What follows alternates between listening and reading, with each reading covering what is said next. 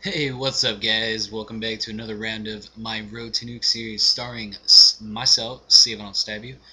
And this is attempt 8, I believe, and we are playing some sabotage on the map Karachi. A while back, I told you guys that my Audacity crapped out and I lost all my live commentary, which this was supposed to be live. And this is the one of the few games I played that I didn't rage, or at least I remember not raging on this one. Um, there's a part you'll see that I literally I'm gonna forewarn you guys right now. I camp a hell of a lot this game.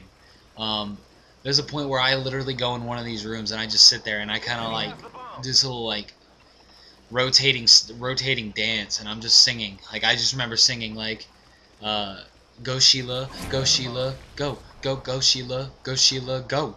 But I'll tell you guys later who Sheila is. You know, fuck it. I'll tell you guys right now. Sheila's who I call my Pavlo, and fuck command. Oh, he didn't have commando. Fuck knifing. I hate knifing in this game. I get knifed so much. Last game was shit. Was it Ground War on Afghan? I think it was Ground War. It was something, and something on Afghan, and all I got was noob tubed at the ass. And this game, I died a lot by knifing, and right here I just remember like, oh my god, I'm dead. And I'm just walking around, not knowing where I'm going. I don't know how I managed to get in the building, I really don't, because I'm usually pretty terrible at walking. Watch this dude teleport. See that? He almost got me on that knife, and then that dude knifes me. So, I'm pretty upset with the knifing in general. I'm hoping that the knifing system is gone by the next Call of Duty. Like I said in my last video, I don't plan on picking it up at release, but if the forum members and people and the general consensus is that it's a good game, it's pretty well balanced like Black Ops, I may pick it up, but no promises. I just really think that I'm pretty much Call of Duty'd out, and I'm super excited for Gears of War 3. Like I really just am super. And I don't know how I got assist there. I'm just super excited for the game to come out, and I really want it. This is a really long game, so what the hell am I gonna talk about? I think I'm gonna read to you guys for the most part. I'm sorry that this game is so long. It's like 15 minutes long, and yeah. So I'm sorry for such a long game. What I'm gonna read to you is something somebody posted on the forum. Superfinger, my twin brother. He's not actually my twin, but we'll leave that for another story another time. Um, he posted an article to a thread that was the psychology behind Call of Duty. And I'm going to skip the first part, basically where it talks about Infinity Ward took 3 games to perfect their thing, making Call of Duty 4. But everybody knows that Modern Warfare was a huge success, both critically and financially for Activision, who is the publisher for Call of Duty, if you guys don't know. If you don't know that, you're probably living under a rock or something. Um, Even though there have been yearly sequels to the game, with each one utilizing new weapons, perks, and kill streak loadouts and stuff like that, the formula for the series' outstanding multiplayer has always remained the same. That's because COD 4 utilized a system that worked in the background of the game, and the system still keeps you addicted to play long after the sun has come up. Basically, what I'm talking about here is the Skinner box. The Skinner box is the blueprint for not only COD's multiplayer, but indeed for all purposely addicting video games that were created by a man named B.F. Skinner in 1930. He was a graduate student of Harvard. Skinner's doctorate work was learning how exactly stimuli could alter behavior in rats. To test this, he created a Skinner box, a box with a lever and a food dispenser. When you push the lever, they would dispense food every time it was pushed. It didn't take the rat long to figure out that he only had to push it when it was needed. This is where the experiment takes a creepy turn, though. Skinner altered the food dispenser so that it would dispense food randomly when the lever was pushed. This made the rat push the lever more and more as it was trying to find the pattern. Then Skinner perfected his experiment by figuring out how to alter the rat's behavior to push the lever as many times as possible. He would start having the box dispense food relatively few pushes on the lever. Then, as time wore on, the rat became conditioned, and it would need more pushes of the lever to get the same amount of food dispensed. The last pattern made the rat feverishly push the lever for more and for longer. Skinner's findings have become the model of operant conditioning, where outside stimuli is used to change the behavior of the subject in a voluntary manner. Basically, how you must be wondering why the hell I told you that, why you should care, and what does it have to do with Call of Duty. The Skinner box experiment goes from interesting to scary, is when the rat is replaced with a person. In the above experiment, imagine that you are the one in the box. Now, instead of being in a box, you are in front of a TV with an Xbox 360 controller as the lever. With each correct use of the controller, you see experience points accumulate instead of food. Congratulations, you paid $60 to be in your very own psychological experiment.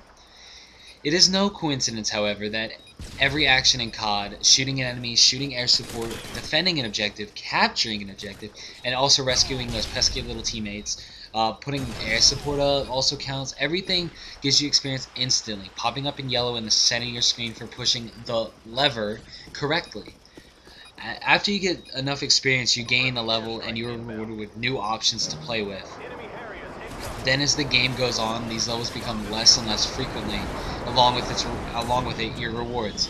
You're coerced into pushing the lever over and over again, each time getting less satisfaction than the time before, until finally you were offered the chance to get food at a much easier rate, again, by prestiging, guys. Mix in the random challenges to complete like X number of hours or falling X number of feet, and Call of Duty's become quite the addiction.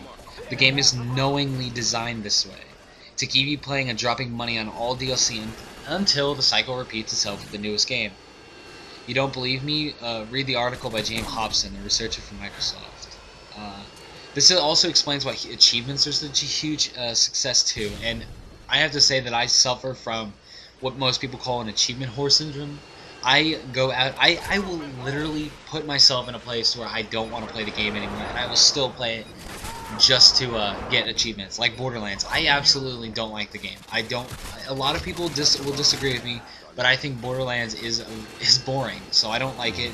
But I've been playing it a lot lately just to get achievement points, and it's weird to put yourself in that position to do something you don't like just in order to get something that doesn't mean anything. Like, to me, it means a little something, but in reality, I know that gamer score means absolutely nothing to me. It's not going to help me in a job later on. Maybe if I work for Microsoft and show how dedicated I am, but that's beside the point. So let's get back on topic of this article. This section's called Timmy, and as scary as the above is, we should be happy to live in a part of the world where we are given the opportunity to waste an afternoon out on the couch, where we are all old enough and mature enough to recognize that when we just had a bad game, or when life needs more attention than our virtual one. Timmy, on the other hand, and for those who don't know, Timmy is the nickname that we give all young, immature gamers who are extremely annoying.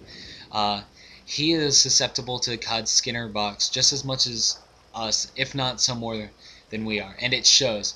With little to no experience coping with failure, which often coincides from a meeting with PCP, these players have an inexplicable behavior, from purposely being completely incompetent to filling every player's headphones with a rendition of Justin Bieber's greatest hits. And honestly, I don't know why you would care, because Justin Bieber is a god, and he has the vocal cords of a great artist, and anybody who says so is just jelly and needs to gobble.